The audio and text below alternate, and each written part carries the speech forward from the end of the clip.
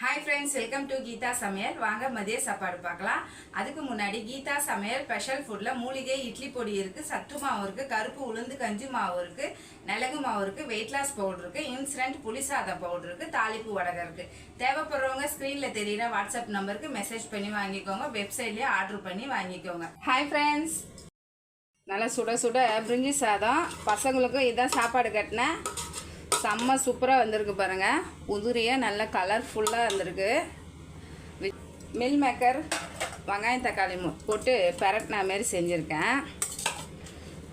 முட்டை அவிச்சு வச்சுருக்கேன். ஃப்ளவர் 65 ஊற வச்சுருக்கேன். சாப்பிடும் போது வறுத்துக்கலான்னு சொல்லிட்டு பசங்களுக்கு வெஜிடபிள் ரைஸும் காலிஃப்ளவர் 65 தான் நான் வறுத்து கொடுத்தேன்.